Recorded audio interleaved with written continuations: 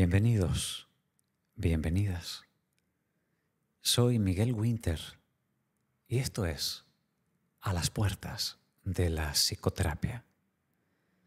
Y es un placer volver a encontrarnos aquí en domingo para compartir juntos este video podcast en donde retomamos la senda del trabajo de autoconciencia.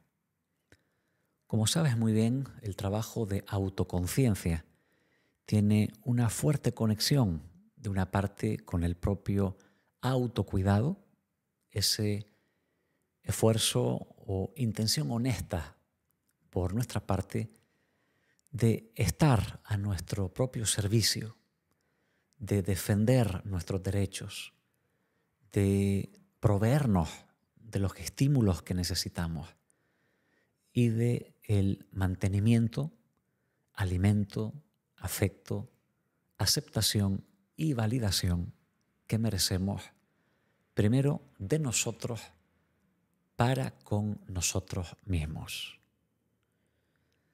Y así, en el episodio de hoy abordamos la defusión cognitiva. Defusión cognitiva. Vamos a ver de qué trata esa misteriosa expresión y de qué herramientas útiles podemos servirnos para iluminar nuestro día a día. Comencemos.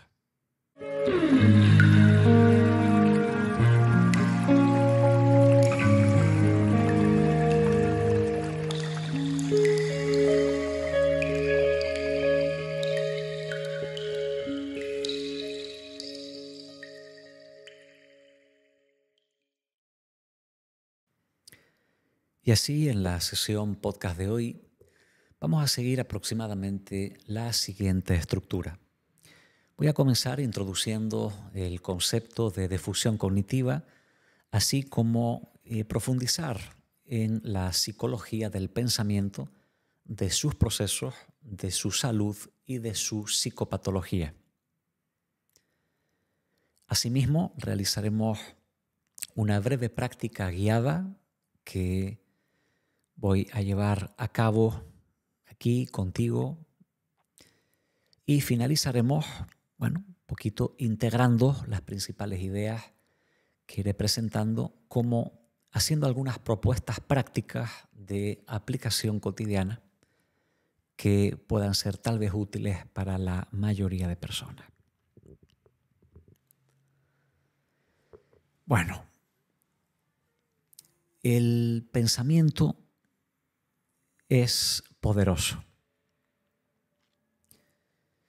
En el desarrollo filogenético de nuestro propio cerebro, este se desarrolla y crece de dentro, desde estructuras más troncoencefálicas y subcorticales, hacia afuera, hacia estructuras más corticales y superiores. En última instancia, siguiendo nuestra propia evolución, es el lóbulo frontal y el lóbulo prefrontal las estructuras que más tarde se han desarrollado y que curiosamente dan cuenta, o desde una perspectiva neuropsicológica, posibilitan la emergencia, el ocurrir, la disponibilidad de procesos complejos como son el pensamiento, ¿no? Detengámonos un instante en el hecho de que, de un lado, nuestra mente pensante, si podemos conceptualizarla así, desde una psicología profunda y también cognitivista, sería esa parte de nuestro psiquismo a través del cual nosotros podemos visualizar, podemos crear, podemos representarnos tanto la anticipación, pensante, mental, de situaciones futuras, como también el pensamiento tiene una poderosa conexión con las memorias, ¿no? Particularmente las memorias episódicas, las memorias más declarativas, las memorias más explícitas, aquellas a través de las cuales, bueno, tanto procesamos la información como también respondemos a la realidad a partir de la información que ya albergamos, ¿no? Así, el pensamiento sería todo ese conjunto de potencialidades que nosotros utilizamos, bueno, en procesos que van desde nuestro propio diálogo interno, nuestra propia evaluación de una situación, procesos deliberativos acerca de pros, contras, deducción, inducción, resolución de problemas, trabajo, como digo, relativo también al aprendizaje, al uso de diferentes sistemas de memoria, como también referente a lo que es el pensamiento creativo, la asociación entre informaciones variables, como naturalmente, decía, pues la anticipación más o menos precisa o más o menos fantaseada de la realidad, de lo que nos espera o de lo que puede suceder, ¿no? Por tanto, en sí mismo el pensamiento es, sin duda, aquello que ha permitido al ser humano sobrevivir, puesto que si nosotros podemos anticipar, por ejemplo, los peligros que nos van a acontecer, también podemos ponernos al servicio de crear soluciones y prepararnos para lo que puede venir, ¿no? Entonces, ante todo, el pensamiento es potencia, es utilidad, es poder. Y así el pensamiento está en conexión constante con otras dimensiones del psiquismo, ¿no? Naturalmente, la emoción, la motivación, la puesta en marcha de conductas, como otros procesos ya mencionados relativos al propio lenguaje y al propio aprendizaje. De esta manera, cuando el pensamiento sucede bajo el control de la conciencia, se convierte en utilidad. Una de mis utilidades favoritas a partir del pensamiento y también, evidentemente, en conexión con el potencial de inteligencia que la persona alberga,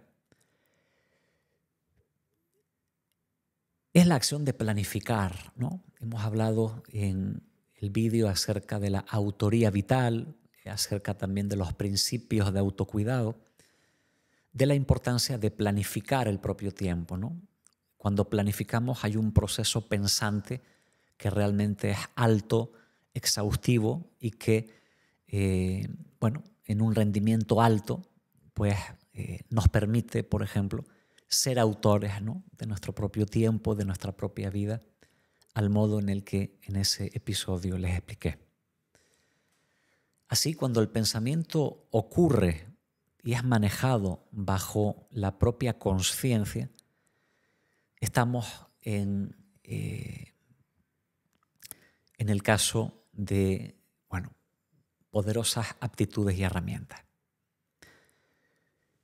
Nuestro problema o nuestra dificultad puede venir cuando el pensamiento comienza, por un lado, a alterarse en relación a su contenido, en relación a su proceso formal o en relación a la intensidad y al grado de absorción en el que nos vemos involucrados, ¿no?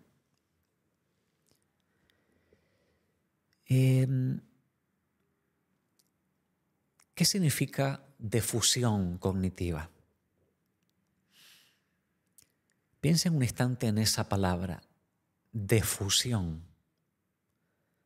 Su antónimo es fusión. Fusión hace referencia a un proceso o una realidad en donde diferentes elementos se han fundido, se han complementado tan fuertemente, en donde ya no podemos diferenciar un componente del otro, se han fundido. Cuando nos fusionamos en el pensamiento, significa que hemos perdido de vista la consciencia corporal, hemos perdido de vista la consciencia de nuestras sensaciones presentes, ¿no? Cuando te involucras fuertemente en un proceso pensante, hay momentos donde una persona a tu lado te toca el hombro como si te despertara, ¿no? Y interrumpe tu proceso pensante y de ese modo uno, ¿no?, vuelve sobre ti y te das cuenta de que habías estado tremendamente secuestrado por ese proceso. Es decir, habías perdido de vista la consciencia de tu propia respiración, la consciencia de que eres un cuerpo y vistes una piel, y pierdes de vista el momento presente en su sentido más inmediato y profundo también, ¿no? Fusión cognitiva es ese momento en el que entre nosotros y el pensamiento no hay una separación. Somos ese proceso. Y en algunos momentos puede ser un proceso fantástico, no necesariamente patológico, puesto que cuando somos eficaces en una labor intelectual, cuando somos creativos, cuando estamos inmersos en un aprendizaje, verdaderamente nos fusionamos con lo que estamos haciendo, y en otra ocasión hablaremos acerca de los estados de flow o de los estados de absorción en estados internos, bueno, que pueden ser, como digo, creativos, positivos, autorreguladores. Ahora bien, defusión significa todo esfuerzo o toda estrategia, puesto que algunas de ellas se basan en abandonar el esfuerzo. Por tanto, toda estrategia, todo ajuste interno que nos pueda ayudar a salirnos del pensamiento, todo ajuste interno que nos pueda ayudar a desenfocar el pensamiento, todo ajuste interno que nos pueda ayudar a reenfocar el presente, la experiencia inmediata, y dejando a un lado, o al menos disminuyendo, la presencia, el protagonismo y sobre todo la influencia muchas veces perniciosa del proceso pensante. Así, defusión cognitiva hace referencia a todo ajuste, gesto o estrategia interna a través de la cual podemos disminuir la velocidad, la intensidad, la influencia negativa, perniciosa, desreguladora y molesta de nuestro propio proceso pensante. Defusión cognitiva. Interesante. ¿Y cuál es el origen y el contexto de la defusión cognitiva? Stephen Hayes, ACT, o terapia de aceptación y compromiso.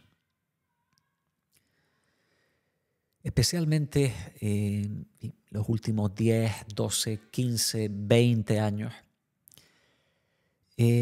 las denominadas psicoterapias de tercera generación, entre las cuales se encuentra la terapia de Stephen Hayes o, por supuesto, la valiosa y poderosa influencia del mindfulness y la psicología contemplativa. Stephen Hayes, en su terapia de aceptación y compromiso, introdujo primero el término desliteralización, ¿no? Fíjate en esa palabra, literalización, lo que es literal, aquello que al ser expresado remite directamente a un significado concreto, literal. Desliteralización es el intento de Stephen Hayes por trasladarnos a la idea de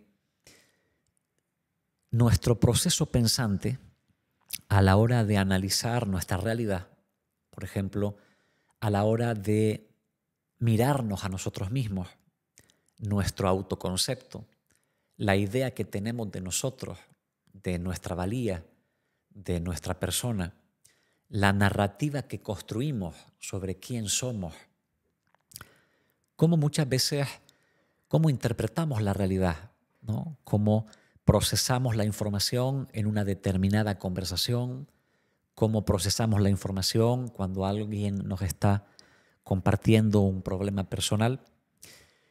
La idea de Hayes es que el pensamiento en raras ocasiones, difícilmente, representa bien la propia realidad.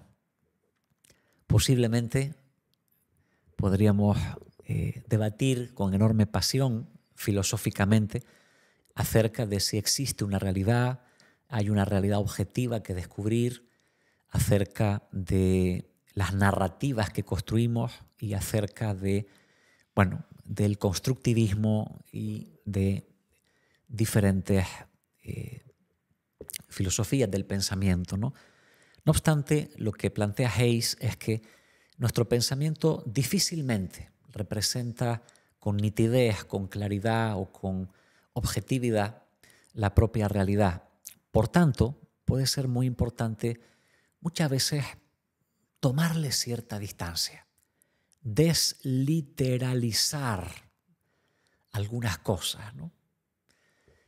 Traer un poquito ese, recuerdan en Sócrates, ¿no? El método de la mayéutica, un poquito la búsqueda de la verdad, a través de la razón, a través de la palabra, a través del diálogo. Sobre todo, mantengamos siempre una cierta duda humilde, una cierta distancia prudente acerca de nuestro propio proceso pensante. Este es un punto de partida.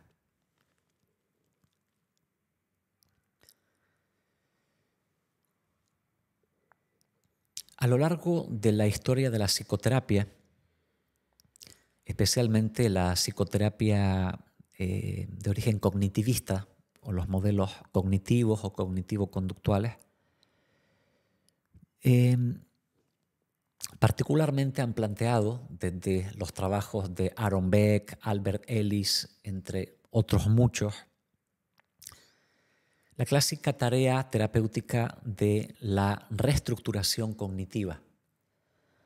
La reestructuración cognitiva, históricamente, planteábamos a los pacientes acerca de, entender que la forma en la que analizan y procesan la realidad va a condicionar fuertemente el modo en el que se sienten a nivel emocional y también fuertemente el modo en el que actúan. De modo que el trabajo se basaba en identificar pensamientos negativos, automáticos, distorsionados, sospechosos de no estar representando bien la realidad y terapéuticamente ponerlo bajo el foco de la discusión terapeuta-paciente, paciente-terapeuta, de modo que la modificación de los esquemas mentales producirían una mejora en el paciente. Con muchos pacientes esto, por supuesto que ocurre y de modo natural en la propia psicoterapia constantemente estamos trabajando acerca de la reestructuración cognitiva.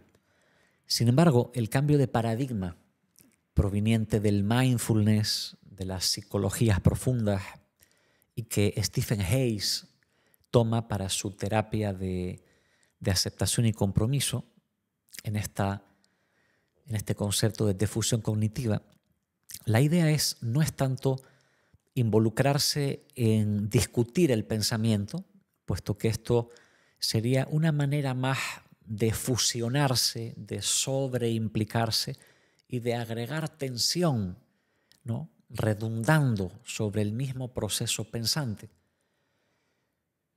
Lo que plantea Hayes es tomar distancia del pensamiento. Aportarle al paciente algunas directrices acerca de cómo tomar a su propio proceso pensante como objeto de su propia observación. Fíjate que si podemos observar algo, ya inmediatamente nos estamos separando de ese algo. Nosotros, ¿no? Hay un dicho muy interesante que es el ojo no puede observarse a sí mismo.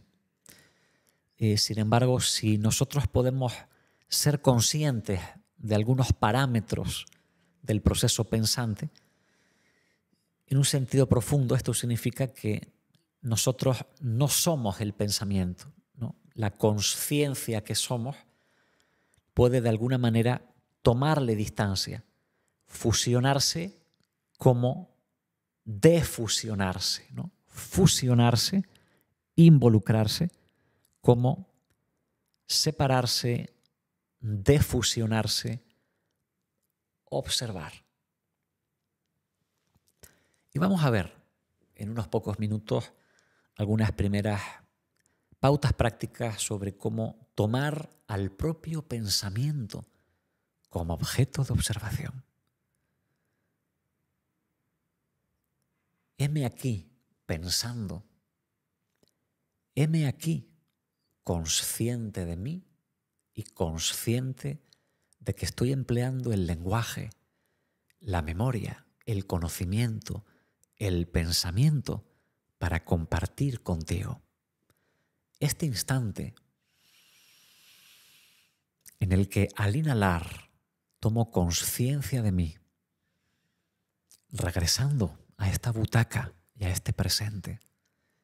Y es aquí donde me doy cuenta de que me estoy empleando intensamente en mi proceso pensante. Entonces, el planteamiento no es tanto cuestionar, pelearse, discutir la veracidad o congruencia del pensamiento, que también puede formar parte de un proceso valioso, sino agregar la posibilidad de tomar distancia del pensamiento. Ya no nos importa tanto su veracidad o su distorsión, sino la posibilidad de darnos cuenta de que nos estamos enredando en él y tener alguna manera para reducir su influencia.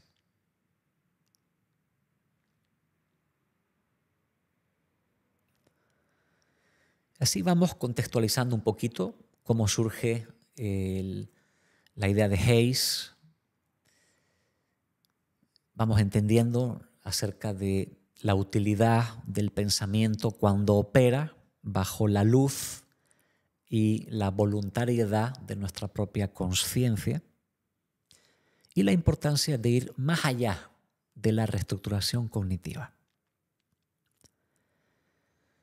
Lo primero que te quiero sugerir, estimado amigo, estimada amiga,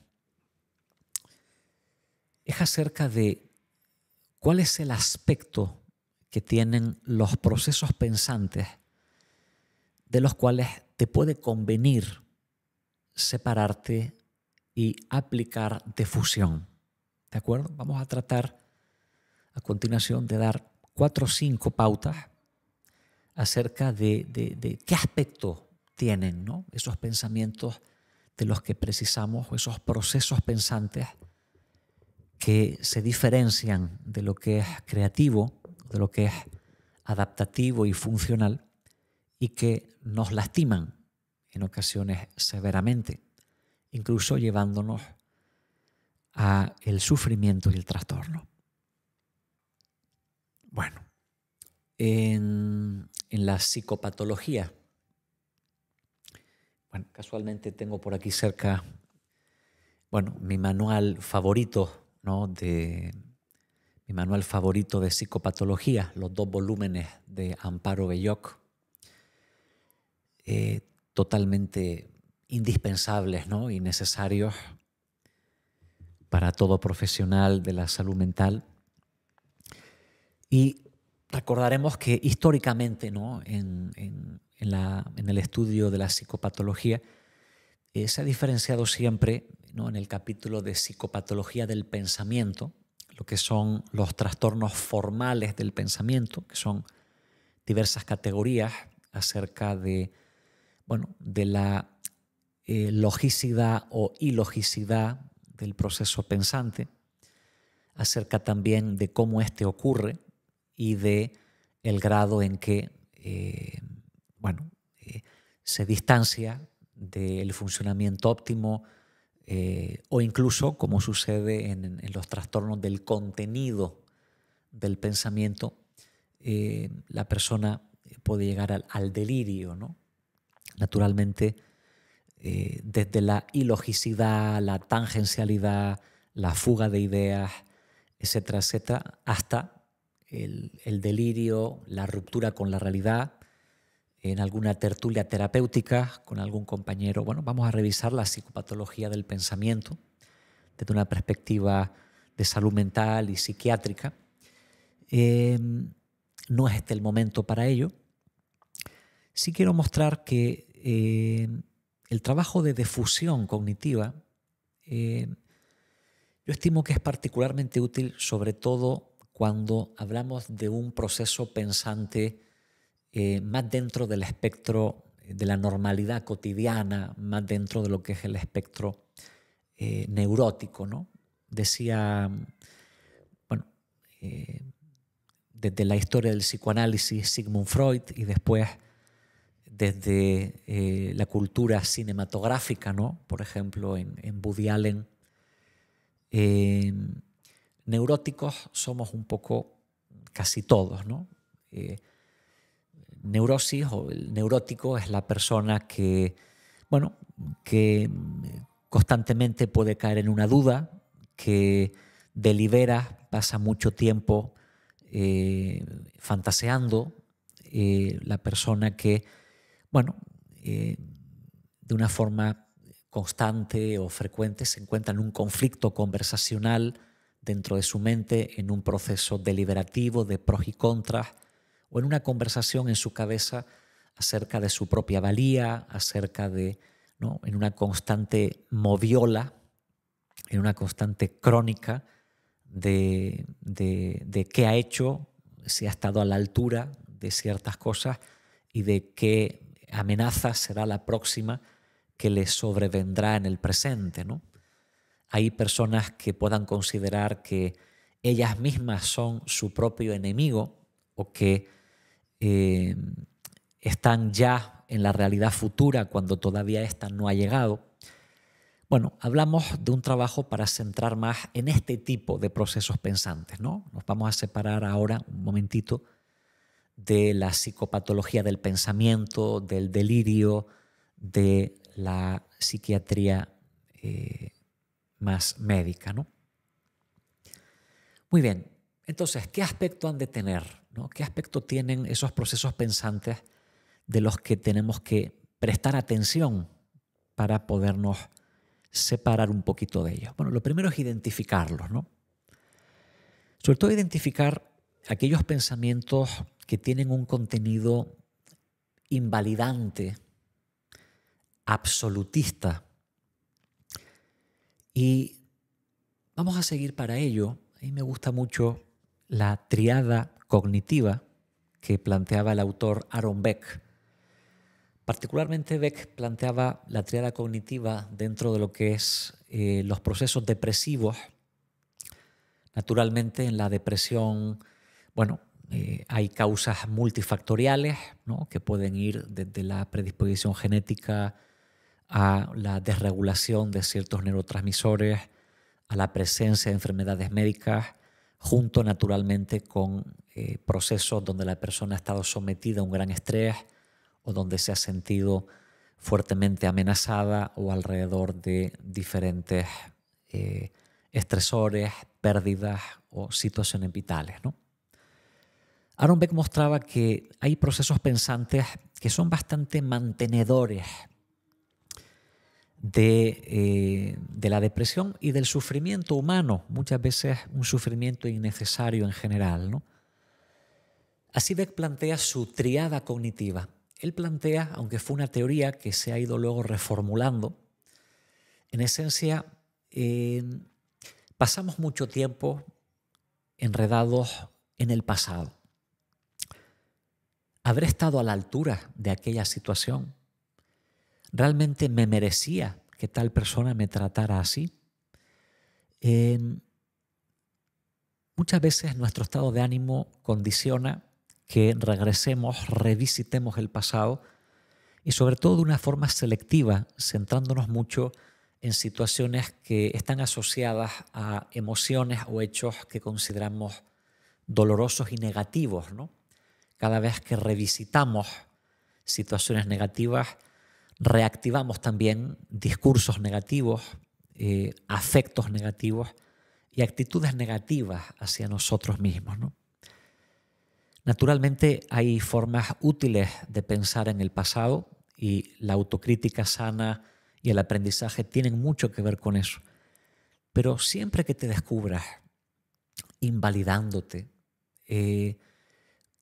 volviendo sobre ti en términos absolutistas o de una forma reiterada, estando anclados a recuerdos negativos, yo ahí te sugiero que pongas atención sobre eso y lo tomes como algo que hay que darse cuenta y separarse de alguna manera. En psicología no hay dogmas ni relaciones causales donde hay teorías que funcionan para todo. Obviamente yo confío que tú puedas extraer de mis palabras lo que puedas tomar para ti y no pelearte con algunas ideas que no tengan una aplicación inmediata, ¿no? Vamos un poquito más. Entonces Beck nos comenta, atentos con esta triada pensante. Primero, la de irnos al pasado, al modo en el que describí. La segunda, acerca de irnos al futuro. Al futuro, sobre todo para pensar de un modo catastrofista. Aquí los términos absolutistas. Nunca lograré tal cometido. Siempre me pasa lo mismo. Nadie me va a querer. ¿Para qué volver a intentarlo, no? Naturalmente, abordaremos en futuros episodios acerca de la consciencia de la muerte, ¿no? Que como hecho físico a todos nos sobrevendrá y nos destruye, pero acercarnos a su idea de forma constructiva puede aportarnos enorme claridad y revitalizar el presente. Este no es el momento para revisar ese interesantísimo aspecto de la psicología existencial, sino para entender que Beck lo que nos quiere decir es no anticipes tanto, no te involucres tanto en las cosas terribles que de forma fantaseada o que irremisiblemente crees que te van a ocurrir, ¿no? Trata de salir un poco de ahí, trata de disciplinar un poquito tu atención y tu conciencia. Date cuenta de que pasas mucho tiempo en ese proceso. Ese es un proceso del que puede convenir darse cuenta y separarse. Y por último, acerca, decía Aaron Beck, completando esa triada, pensar en el mundo, aún en el presente, como un lugar hostil, un lugar que no es para uno, un lugar en donde la propia felicidad, los propios deseos, las propias aptitudes no van a poder encontrar satisfacción, verse a uno mismo y al mundo de un modo derrotista, catastrofista. La persona activa pensamientos asociados a que es inadecuado, a que no tiene capacidad, que no tiene potencialidad, que carece de valor y que tanto él como el mundo no van a tener una adaptación, una sintonía, una relación armoniosa posible. Naturalmente, como digo, esto nos puede llevar a reflexiones hondas, pero bueno, Aaron Beck lo que te quiere decir aquí es: vamos a centrar nuestra atención en qué hace nuestra mente y de qué pensamientos nos estamos alimentando y dónde estamos poniendo la atención y la conciencia, ¿no? Entonces, cuando el pensamiento es automático, invalidante, catastrofista, absolutista, y particularmente cuando tiene una alta intensidad y te atrapa, altera tu sueño, te está impidiendo, te está restando placer y te está separando de las experiencias inmediatas que se te ofrecen. Esos son los signos, los parámetros, las particularidades del pensamiento del que te sugiero tomar como objeto de observación para poderte separar.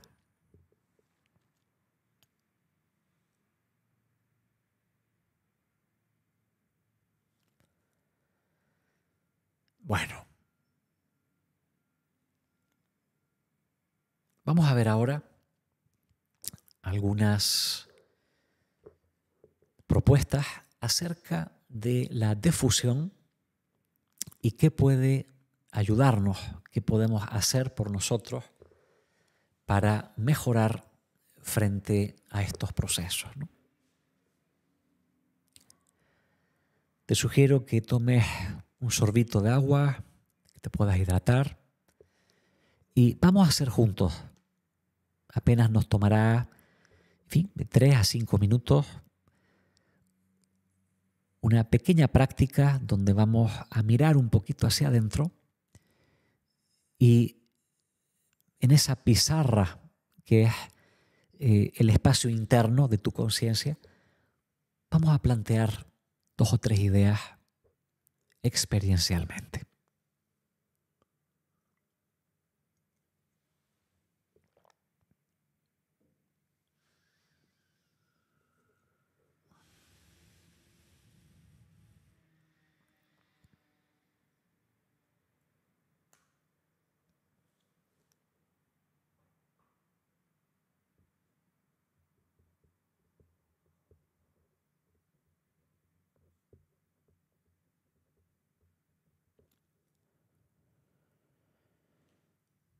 Comenzamos. Tal y como te encuentres sentado o sentada en este momento,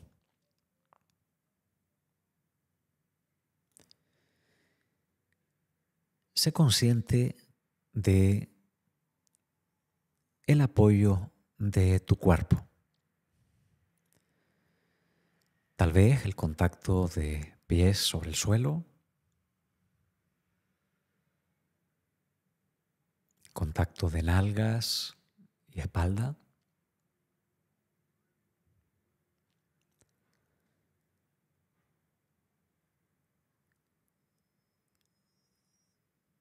Y tomando conciencia de tu propia respiración.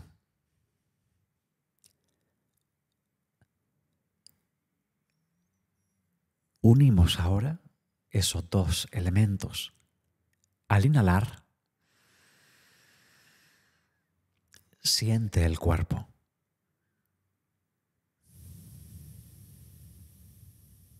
Y al exhalar, sostente en él.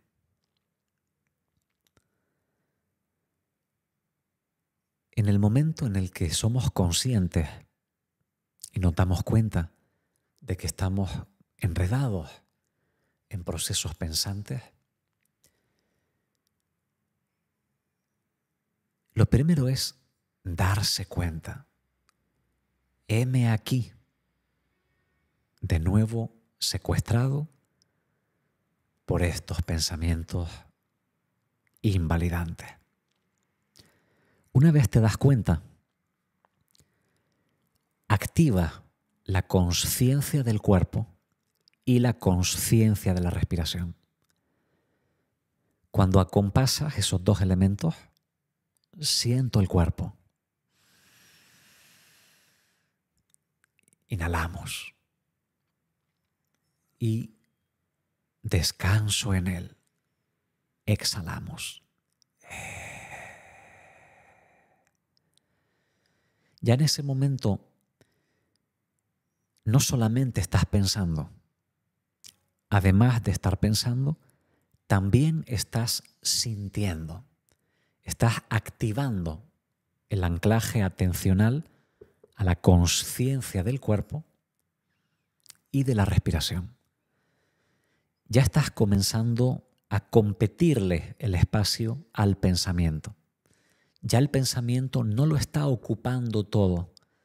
Ahora hay alguien más allí, que es esa consciencia del cuerpo y de la respiración. Vamos entonces a sentarnos en la orilla. Vamos a asentarnos en la consciencia del cuerpo y de la respiración. Realiza 4 o 5 respiraciones desarrollando ese proceso.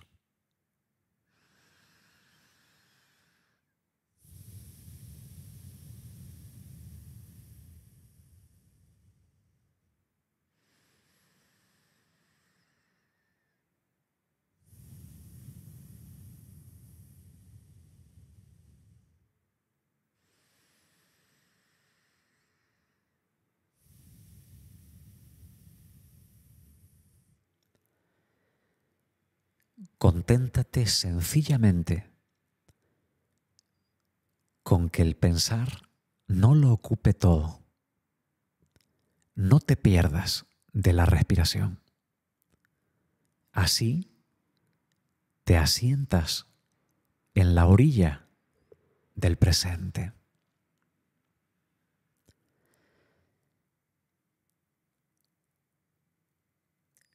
Tú no eres el pensamiento. El proceso pensante sería esas ondas que transitan por la superficie del río. Tómate un instante, sin perderte de la respiración,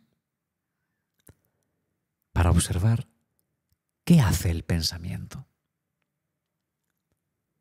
¿Hay parloteo y conversación dentro de tu cabeza?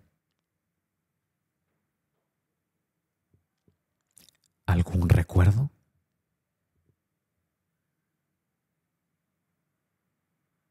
¿Algún deseo?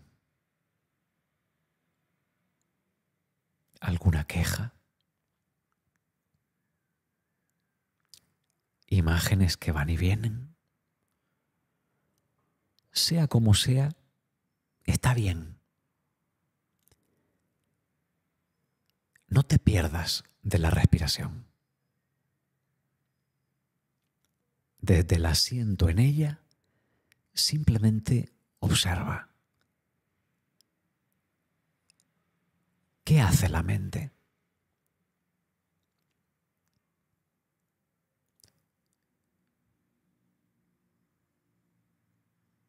¿Estos pensamientos son intensos y atrapantes? ¿O son más ligeros y dispersos?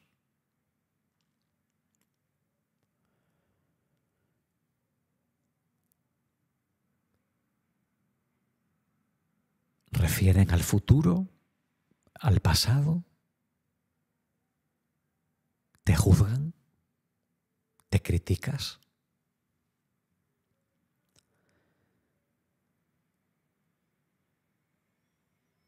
No pelees con ellos.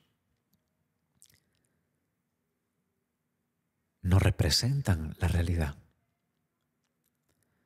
Son solo movimiento en el espacio interno de tu mente. Objetos mentales, pasajeros. Mientras respiras bien, sé consciente de ellos, a la vez que muéstrate indiferente, como si se te posara una sencilla mosca en la rodilla. Siéntela, pero no la espantes. O como ahora, si escuchas un sonido, un ruido proveniente de la vecindad, sé consciente de él, pero acéptalo. Déjalo estar y muéstrate amablemente indiferente.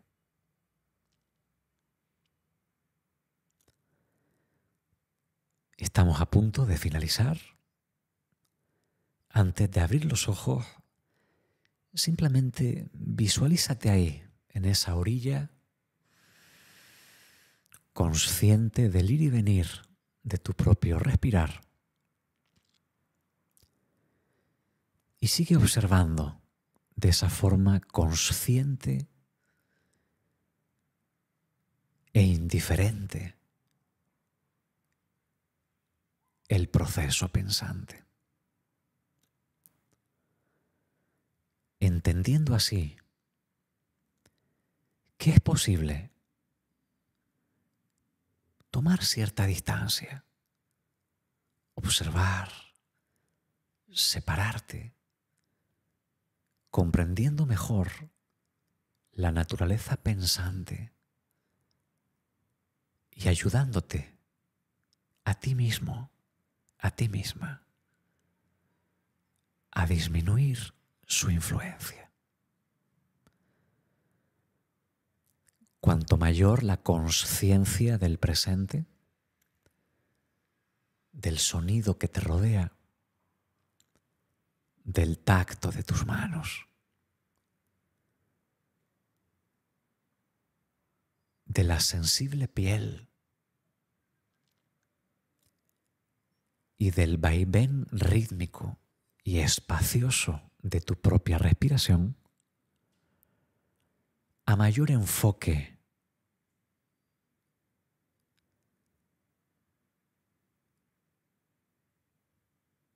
menor fuerza, se debilita el pensar. Cuanto mayor tu involucración a lo sintiente, como una suerte de inhibición recíproca, disminuyes la actividad pensante. Eso es importante.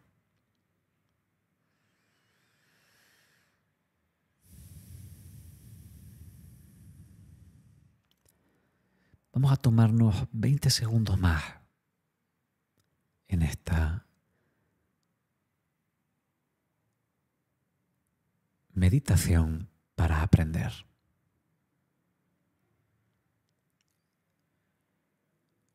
La naturaleza del pensamiento. Silenciar, silenciar, silenciar.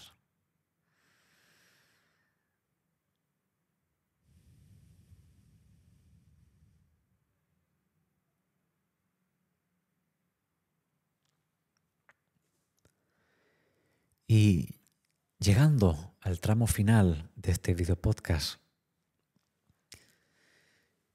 hay un Yoga Sutra que pertenece al antiquísimo texto del año 400 a.C., texto fundamental en los estudiosos de la filosofía del yoga, como son los Yoga Sutra de Patanjali. En algún video podcast acerca del trabajo de autoconciencia hemos hablado de él y quiero volverlo a citar. Fíjense en estas palabras en sánscrito que vamos a traducir una a una. Yoga-ha, chitta-vritti, nirodha. Yoga-ha significa, yoga es unión, presente, consciencia, armonía. Yoga es verdadera naturaleza. Yoga es unión. Chitta-vritti.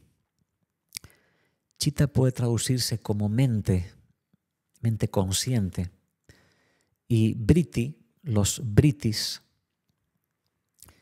son las olas, los movimientos mentales, ¿no?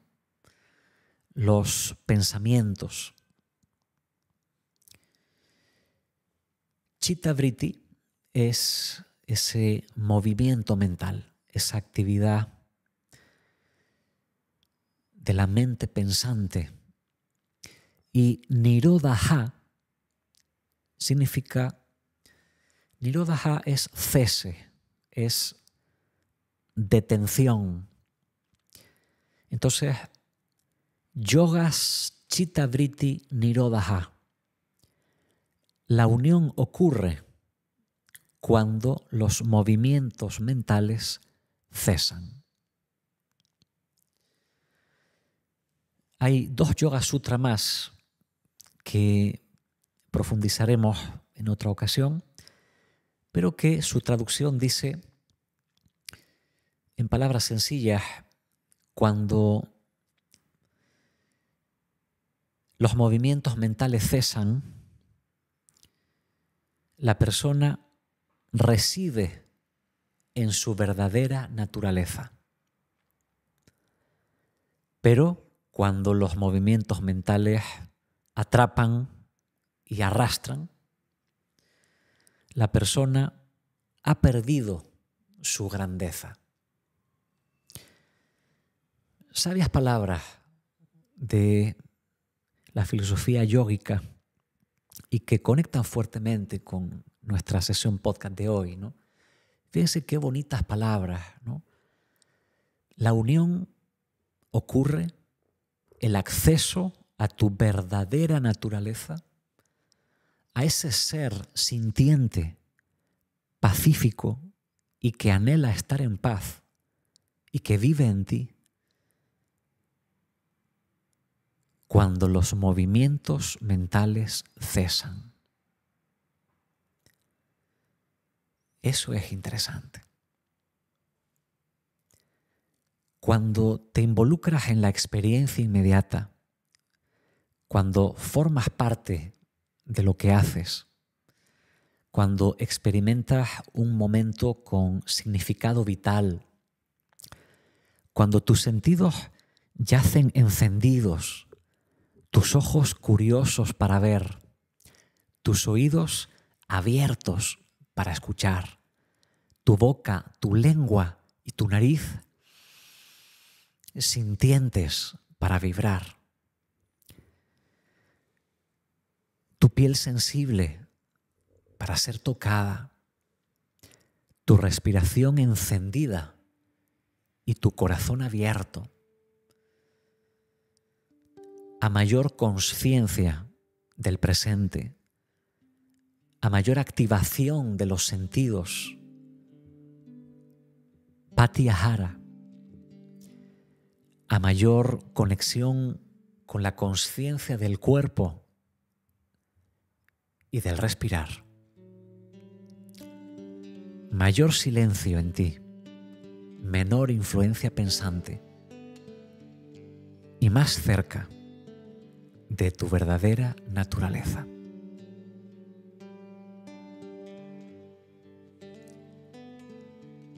Yoga Sutras, Patanjali. Gracias por eso.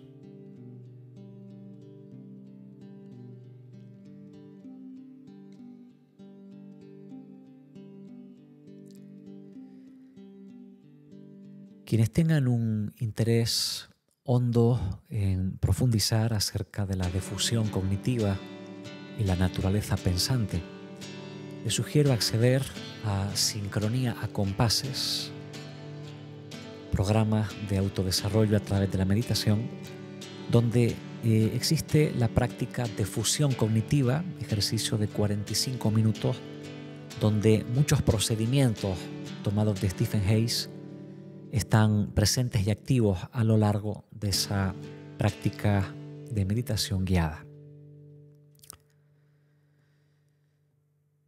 Todo por hoy. Feliz domingo. Feliz inicio de semana.